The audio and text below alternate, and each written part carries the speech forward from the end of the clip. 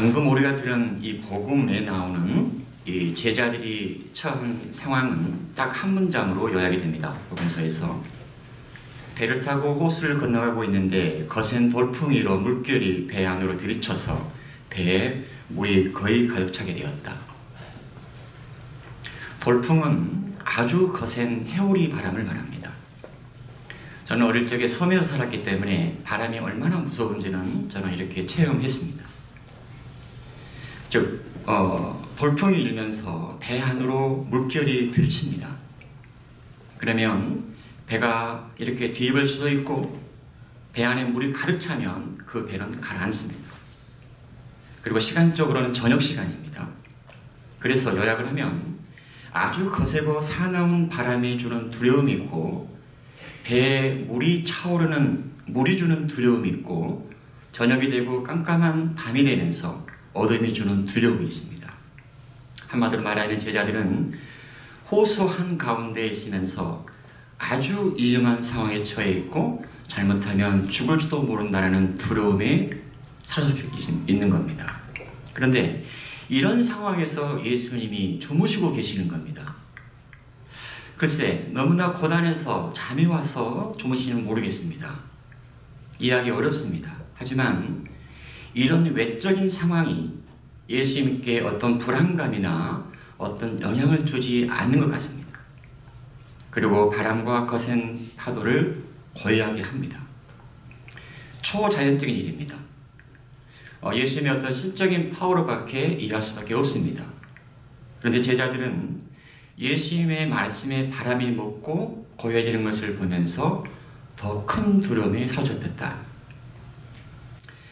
제자들은 이 배 안에 있으면서 서로 다른 두 가지의 두려움을 체험합니다. 하나는 사나운 바람과 거센 파도로 도는 두려움, 그래서 죽을지도 모르는 어떤 공포와 두려움에 사로잡혀 있고, 다른 하나는 이런 거센 바람을 잠재우는, 고요하게 하는, 사라지게 하는 예수님의 신적인 파워에서 오는 두려움입니다. 서로 다른 성격이 다른 두려움입니다. 예수님께 느낀 두려움은 우리는 경외감에서 오는 두려움이라고 말합니다. 두려움은 우리 인간의 원초적인 감정입니다. 근데 두려움이라고 해서 다 부정적인 것은 아닙니다. 긍정적인 측면도 있습니다. 즉, 건강한 두려움이 있는데 그것은 어떤 위험한 상황을 내가 감지하고 나를 보호하고 방어하는 기능으로서의 두려움입니다. 예를 들어서 길을 가는데 이 차도에서 차가 갑자기 내게 돌진해 오면 우리는 거의 반사적으로 몸을 피합니다. 생각할 겨를도 없이 몸이 그렇게 움직입니다. 밤길을 걸을 때도 내 발 앞에 무엇이 있는지 모르니까 조심스럽게 발을 내딛습니다. 긍정적인 두려움은 어떤 위험으로부터 나를 보호하고 방어하는 기능을 갖습니다.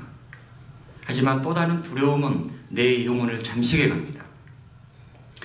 우리는 체험적으로 여러 가지 두려움을 경험하지만 가장 큰 두려움은 나 혼자 남겨지는 것에 대한 두려움이 가장 크답니다. 보편적으로 보면 개인적으로 다르겠지만 나 혼자 떨어지는 것에 대한 두려움이 가장 큰 겁니다. 물론 인간은 혼자 있을 수도 있지만 우리 인간의 본성은 본성적으로 관계성을 지향하기 때문에 나 혼자 떨어지는 것에 대한 두려움이 있다는 겁니다. 혹은 그 대상을 내가 알 수 없을 때 두렵습니다. 원초적인 두려움입니다, 우리 안에. 저는 지금까지 살아오면서 이런저런 두려움을 경험한 적이 있는데 저의 체험 하나를 좀 나누겠습니다. 오래전에 제가 우리 예수의 수련원에서 연피정을 했을 때 한 10일 정도 연피정을 하거든요. 그럼 저의 어떤 하루 일과가 있지 않겠어요? 그럼 저는 그 피정 때 하루 일과 중에 하나가 뭐냐면 매일 점심을 먹고 한 2시간 정도 산책을 하는 게 저의 중요한 일과입니다. 산책을 하면 우리가 피정에 들어가면 우리의 영혼이 고요해지고 침잠이기 때문에 훨씬 우리 내면이 민감하게 바뀝니다. 그래서 걸어가면서 어떤 사물들이 내게 뭔가를 터치하기도 하기 때문에 늘 산책을 했는데 그날도 이제 거기가 광교산입니다. 우리 예수의 수련이 있는 곳이. 근데 그곳은 제가 수련원 2년을 보내면서 일주일에 한 번 정도는 늘 우리 형제들과 함께 걸었던 길입니다. 잘 알죠. 이리 가면 약수도가 나오고, 이리 올라가면 헬기장이 나오고, 어디로 가면 마을이 나오고, 아주 훤하게 아는 길인데, 이렇게 산책을 하는데 점점 어떤 느낌이 드냐면 내가 한 번도 가보지 못한 길을 가고 있는 느낌이 들었습니다. 그래도 별로 그렇게 두렵지 않았습니다. 하지만 3시간 이상을 그렇게 걷다 보니까 내가 정말 어디로 가고 있는지 모르는 거예요. 그리고 그때가 겨울이었고, 겨울은 해가 빠르게 지잖아요. 그래서 저녁 먹기 전에 신부님과 면담도 해야 되는데 막 서둘렀습니다. 그런데 시간이 가면 갈수록 내가 어디로 가고 있는지 모르겠다. 불안했습니다. 어디로 가야 할지 모르겠습니다. 길을 찾으려면 내가 지금 어디에 있는지를 알아야 합니다. 꼭 물리적인 길뿐만이 아니라 우리 인생의 삶의 길에 있어서도 너무 힘들고 어렵고 어디로 가야 할지 모르겠다, 이런 생각이 들고, 그러면 내 상황이 어떤지, 지금 내가 어디에 있는지를 알아야만 방향을 잡고 갈 수가 있습니다. 특히나 그런 물리적인 도로는 마찬가지입니다. 내가 어딘지를 알아야만 방향을 잡을 수가 있습니다. 하지만 시간이 갈수록 저는 불안해졌고, 그래서 무조건 막 산 위로 올라가는 겁니다. 길이라는 게 이렇게 똑바로 나 있나요? 산길은 꾸불꾸불 나 있잖아요, 이렇게. 그렇게 하면 안 될 것 같아서 무조건 올라가는 거예요. 왜? 높은 데 올라가면 내가 지금 어디에 있는지 보이니까, 아, 저쪽에 헬기장이 있구나, 저쪽에 어떤 마을이 있구나. 올라가면서 이제 굴러 떨어지고 얼굴에 막 나무가 긁히고, 제가 체험했던 정말 큰 두려움이었습니다. 그런데 갑자기 앞에 있는 나무들이 걸어다니는 겁니다. 사람이 불안하고 정신이 혼미해지니까 시쳇말로 헛것이 보이기 시작하는 겁니다. 이게 딱 그 상황이었습니다. 너무 무서웠고, 그리고 나도 모르게, 정말 나도 모르게 이 서가지고 양팔을 버린 나무처럼 몰려가지고 내가 뭐라고 했냐면, 나무야! 나도 나무다! 이런 소리를 지르면 저도 모르게 미친 거지, 제가. 엉뚱한 소리입니다.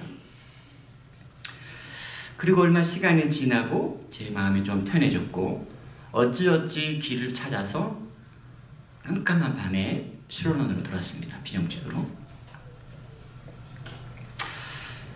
우리가 어떻게 하면 두려움을 극복할 수 있을까?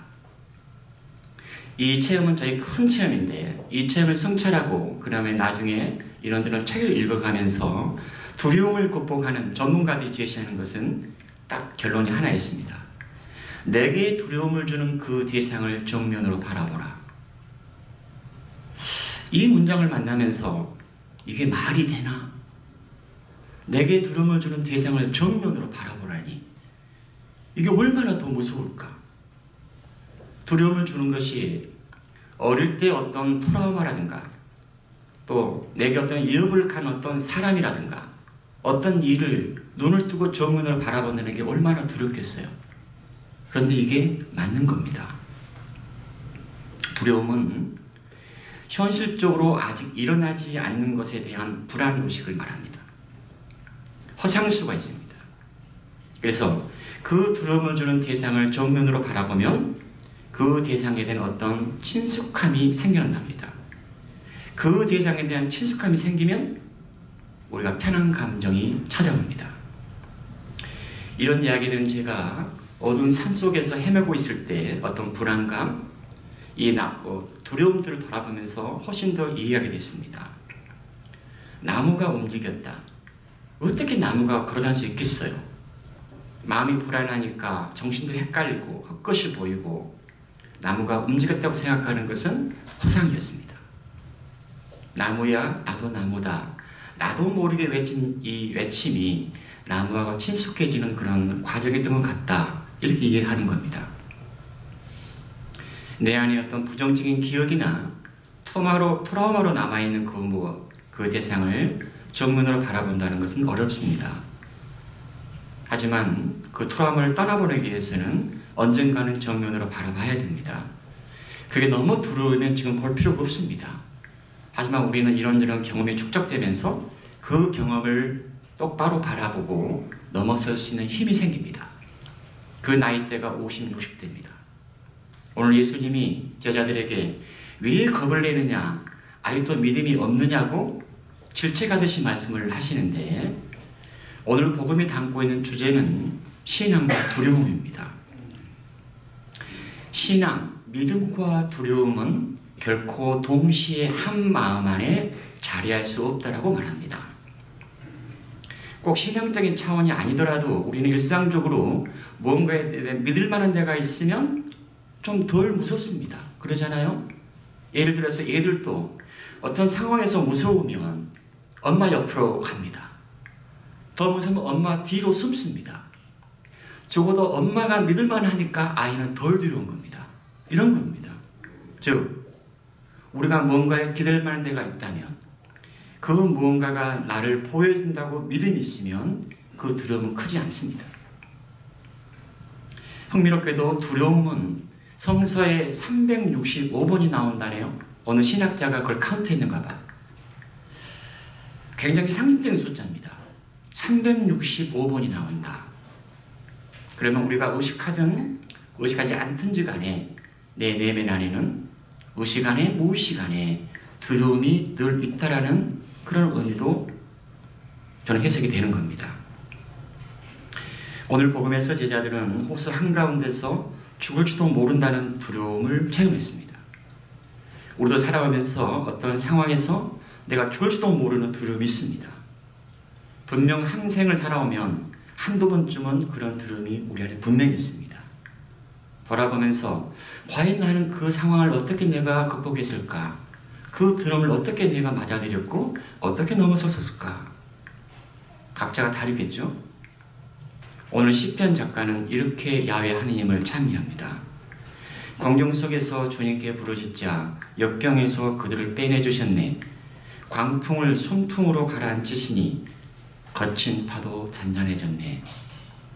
결론적으로 하나님께서 나를 돌보신다는 믿음, 그 믿음과 하나님께 대한 신뢰가 내 안에 두려움을 몰아낼 수 있습니다. 나를 지켜주고 지탱해 주는 것이 어떤 물질이나 돈이나 명예나 세상 것이 아니라는 겁니다. 내가 살아가는 힘이 하나님과 나, 예수님과의 나의 관계성에서 나오는 신앙의 힘이라는 것을 우리가 존재 깊이 깨닫고 주님께서 그런 은총과 믿음을, 신앙을 우리 안에 담아주시기를 청합니다.